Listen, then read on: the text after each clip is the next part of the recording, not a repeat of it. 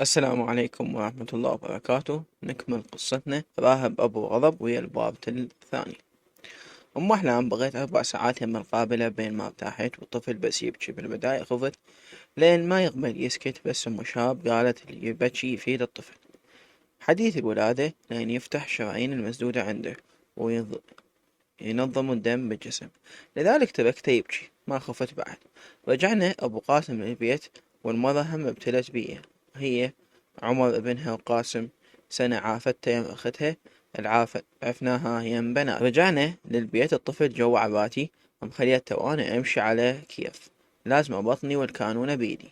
دخلت والتمن علي بناتي مثل الحمامات، هاي تبوسني وهاي تاخذ عباتي. فطومة توها قاعدة مبينة من عيونها، بس صافنة ما تعرف شكو. أحلام فرشت لي بالقاع، تمددت. أم قاسم راحت جابت لي سلة أحط بيها الطفل، خاصة للأطفال. طبقت البطانية وحطيتها بالسلة مثل الدوشك، خلت عليها ملحف الطفل من المخدة، نيمته ودثرته بالبطانية. قالت خلنا دافي لأن الطفل أنفاس يبي دفو مثل ما كان ببطن أمه. خليت المخدة، سندتها على الحائط وانتشيت عليها، طلعت صدري وضعته. سبحان الله، بعد عمره ساعات بس ملامحها حادة. قصتها دمعة من عيني. قلت له جيت للدنيا حاد سنونك على اللي أخذوا حق أبوك وضيعوه تعبه. ما تحملت، صرت أمسح دمعة تنزل ثانية. مرت السنين وراهب كبر، صار عمره 15 سنة، بس تحسه عمره 100 سنة بسبب عقله.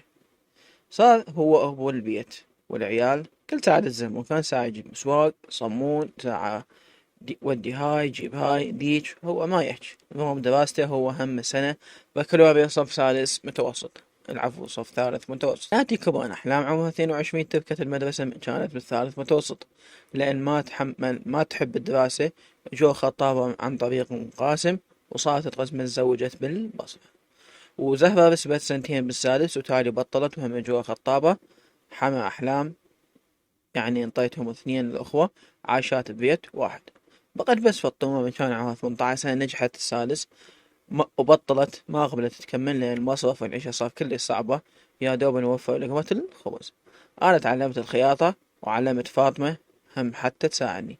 رغم هالشيء الوارد قليل وما يكفي، وراهب طالب ما أريد أبخل عليه بشي، وما أريده يباوع للطلاب لو ياوي يحس بالنقص. لذلك صرت أخبز للناس بدون علمه.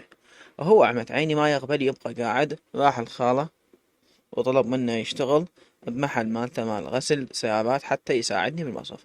ما قبلت، دقيت ولطمت، بس هو دوم يسوي لبراسه ما يسمع مني. وراح اشتغل ويا خالة.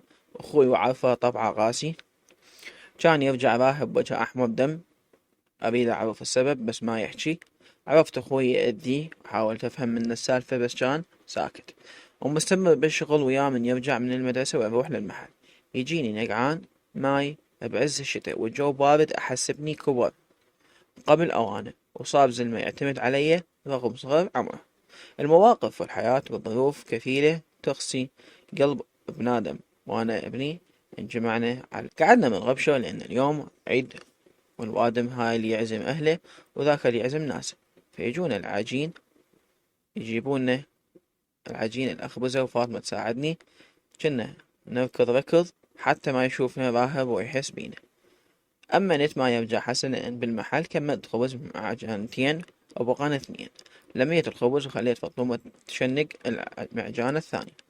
اندق الباب وجو أصحاب العجين، أخذوا خبزاتهم وانطوني فلوسهم، بستهن وخليتهن على راسي لأن عايشين عيشة حلال حتى لو كانت بتعب، بس خبزتنا حلال. كملت بقى البقية وإجوا أصحابهن خذوهن. للمغرب رجع راهب وهم وجهه أحمر وعيونه دم مبين باكي، بس ما يحكي ولا يشكي من أسئلة، يقول كل شي ماكو. مرت الأيام وأنا أخبز بالسر للعالم بدون علم ابني، خوفا من عصبيته لأن ما يتفاهم وأكيد راح يفشلني قدام العالم ويطردهم، وساعتها بشنو نعيش. ضفت القائمة أعمالي غير الخياطة والخبز، صرت أبيع روبو، أشتري حليب وأخثره وأبيع طوس للعالم. وفطومة تشتغل وياي بحلق مسدود وخلق طويل وما تشتكي أبد، تساعدني وهي ساكتة.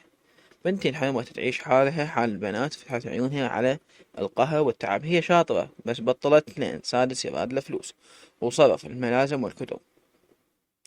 صارت تسمع كلام من البنات لأن ملابسها مال سنتين ترجع عليهن، ما عندي أشتري لهن. راهب يشتغل بس ما هامل دروسه وشاطر أحسه، عنده هدف ودوم يقول لي يمه أريد أكبر وأتخرج وأتعين. راح أعوض تعبك وياي وأخليك ملكة والخدم تخدمك. مرات أضحك على أحلام ابني البعيدة اللي حسها صعبة تتحقق. قعدت الصبح من وقت اليوم جمعة، قعدت راهب وفطومة حتى يتفيقون، سويت طماطة وخدرت الشاي، حطيتها بالصينية اجوا يتكاشفون ولكنهم توهم قاعدين واحد يدمر الثاني. راهب نافخ روحه على أخوته أسسهم من تصرفاته، هو الكبير ولكن الأصغر واحد منهن كلهن. سمعنا الباب يندق، قايم أفتح أكيد هذا قاسم. أم أحلام قومي يمه شاي لأخوك وصديقه، خليه يقعدون يقولون كلمتين، الأسبوع الجاي امتحاناتهم، بلكة الله ينجح ويفرح قلبي. قاسم أكبر من راهب بسنة، بس قاسم عاد السنة بالثالث وابني لحق بيه. هم أصدقاء من العمر ما يتفارقون أبد، ودومهم قعدتهم مشيتهم سوا، حتى من واحد منهم يسوي مصيبة الثاني يشيل التهمة ويقول أنا. أفرح من أشوف صداقاتهم، أحسهم أخوة، وراهب مو وحيد عنده أخو وحزام ظهر مثل قاسم. بهذا الأسبوع ما خليته يروح للشغل ويا خاله لين أريده يقرأ، وفعلا نبهوه على الدراسة ساد عليه باب الاستقبال هو وقاسم، واثنينهم يقرون، بس قاسم مستهان بالوضع مو مثل راهب شاد حيله. اجت الامتحان لزمت قلبي، وكل ما يرجع اسأله شنو الأسئلة وشلون كانت جوابك. ما صدقت تخلص الامتحانات وأنا ريقي ناشف من القلق. وأول يوم العطلة اتصل عدنان أخوي قال إذا يبغى بعد يوم بدون ما يجي المحل اعتبريه مطرود. فعلا خطية وليدي لبس وراح للشغل، وكهي هم كالعادة يجينا وجه أحمر وهو مسألة ينتر إيديه. والله أنا إلا أروح وأشوفه شنو الوضع، شنو بقلبي. يلعب ابني الشهر الفارش محلاته شنو، بس رجع للمحل تغير وضعه. وصدق ثاني يوم لبست عباتي ورحت للمحل، ومن بعيد شفت هوسة وصياح وناس ملتمة، انخمش قلبي. تمنيت أطير وأوصل يمهم، أحس المسافة صارت وش طولها ولكنها خطوتين. لما وصلت يمهم كان أشوف وحيدي خشمه يجري دم، وأخوي راسه مفشوخ وحاط خاولي يسد النزيف، والوادم ملتمة ولازم هو يريد يضرب راهب راهب بيده أصبانة يريد يفشخ بيه، وراهب بيده بوري حديد. ركضت وأنا شايطة، من شافني ابني تسعة عيونه نتر الزلمة اللازمة وإجه يمي. راهب ايش عندك جاية بنص الزلم؟ أم أحلام ولك يمه سودة بوجهي عزل عزاني، منو طاقك وخالك منو طاقه؟ راهب يمه رحمة الأبوي ردلي الحوش، جاي وياش وفهمك. أم أحلام ولك وليدي أرفع راسك، خشمك يجري دم، خلي أغسل لك. راهب رفعت تيشيرتي، مسحت الدم وغسلت خشمي ما ينسد النزف مالته. خالي وقف راد يرجع يضربني، بس العمال لزموه. عدنان أخذي ابنك العار بعد ما له شغل يمي، لو أعرف تاكلون أحجار هم ما شغله بعد. راهب الله لا يعوزني الشغل أكتر، أخاف عبالك ساكت لك كل ذيك الفترة وأنت مخليني مصقعة إلك. ترى سكوتي لأن أنت خالي واحترمك الخاطر أمي، بس لهنا كافي.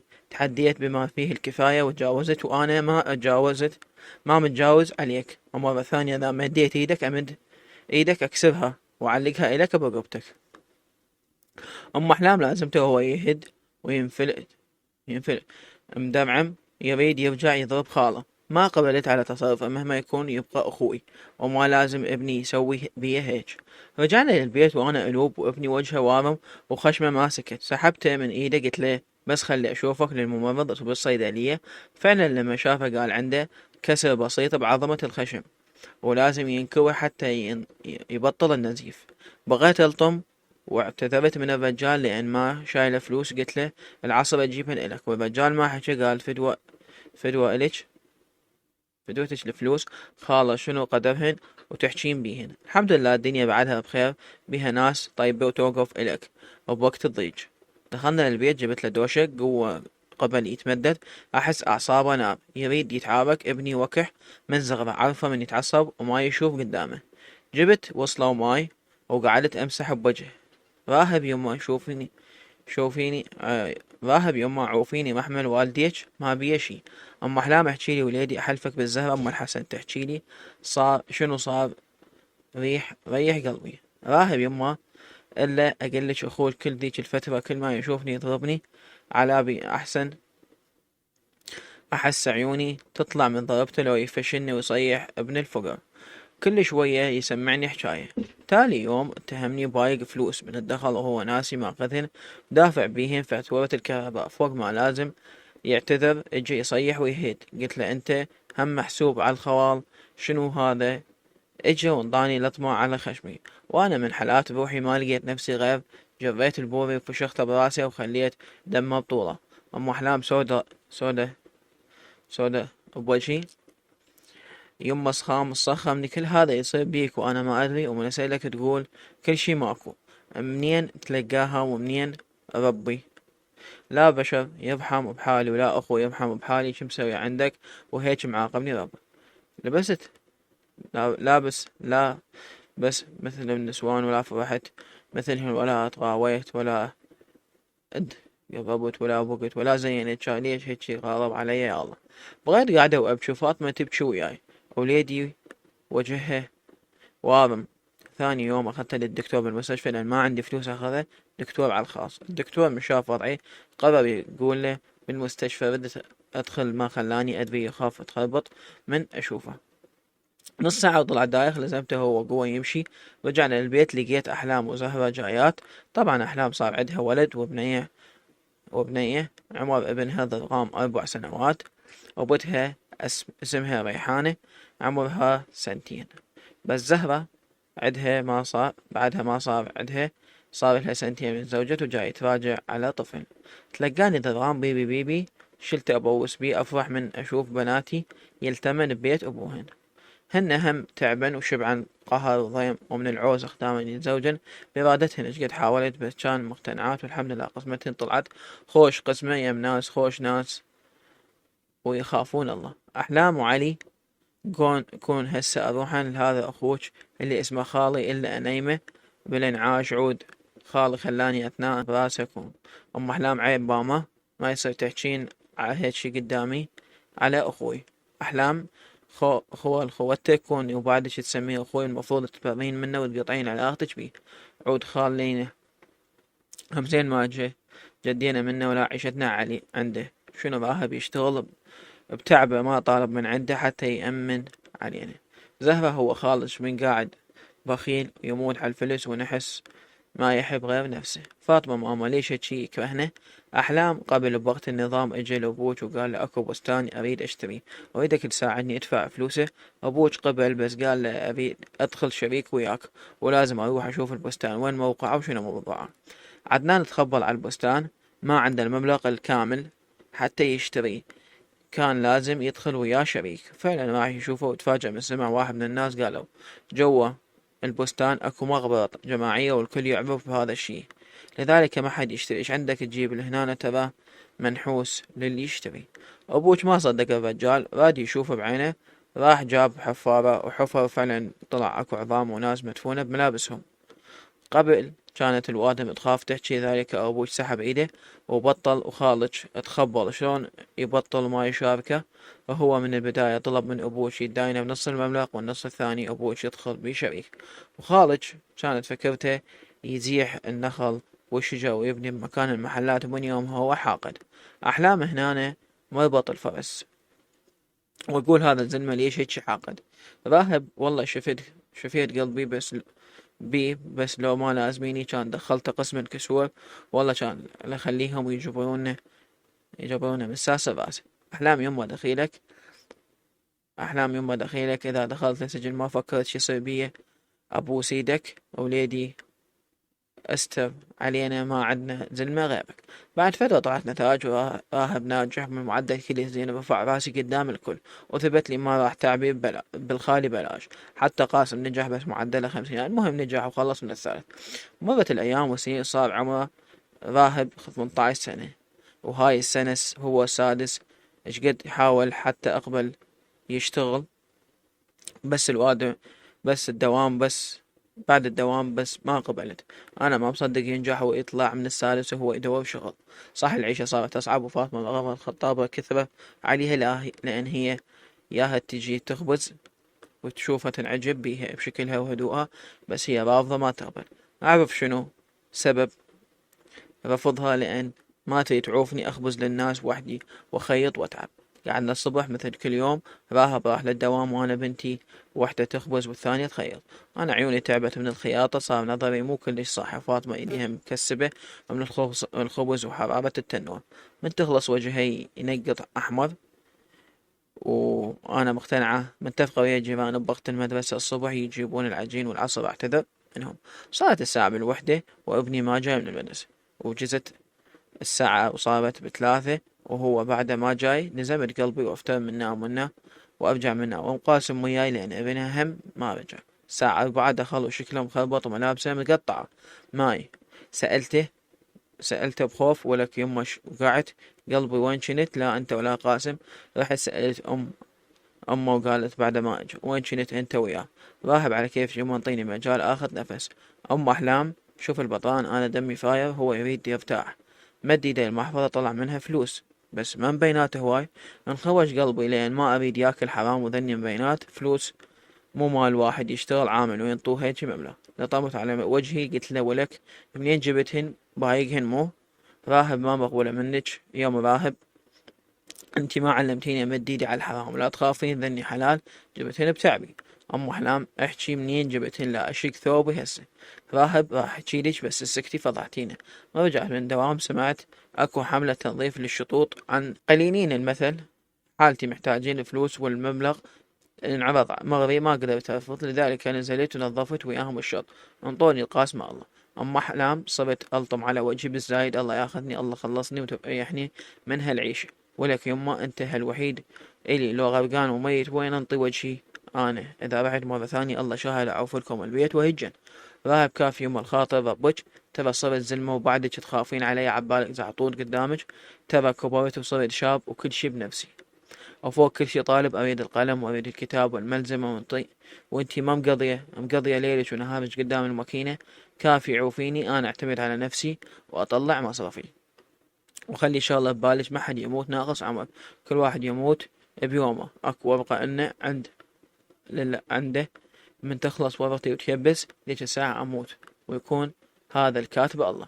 أم أحلام عرفة راسه يابس ما يسمع كلامي، أما أنت يا رب العالمين يحفظه بروحته وجيته لأن ما عندي غيره بعد الله سبحانه وتعالى. الصبح راح للدوام وأنا أخذت العجين بمكان فاطمة أساعدها. كملت خبز ندق الباب عبالي جيراننا اجوا ياخذون خبزتهم، بس تفاجأت من شفت راهب. بغيت أمتمت ما أعرف شو أحكي لأن صار سنين أخبز بدون علمه. أدري ما يقبل وأدري إذا عرف راح يستصغر نفسه، لأن أمه وأخته عايشات برحمة الله من الخبز والروبة. راهب شبيك مصافنة خلينا أفوت لسادة الدرب. أم أحلام هاي مو سادة درب، بس ليش رجعت من وقت راهب الكهرباء ضارب فيوز وآخر 3 دروس ما دخلنا الأساتذة طلعونا. بس شنو هذا الخبز علم الخابزته وهلقد عبالك عندنا عزيمة. أم أحلام ها مو إحنا نخبز كل أسبوع مجمدة بالمجمدة. ما أعرف شلون كذبت هالكذبة قدامه. راهب شنو السالفة يمه متعبة نفسك؟ هو احنا 3 نفرات لو كل يومين تخبزين 10 أقراص هم هواي وزايدات بدل هاي تعبك. أم أحلامي هي أم إن شاء الله، بغيت قاعدة على أعصابي وادعي الله يكون اليوم ما حد تجي تخبز ولا وحدة تريد روبة. راهب سبح ولبس تراك وراح في البيت قاسم. نص ساعة واندفع الباب دخل ابني فاقد أعصابه والوجه مطعون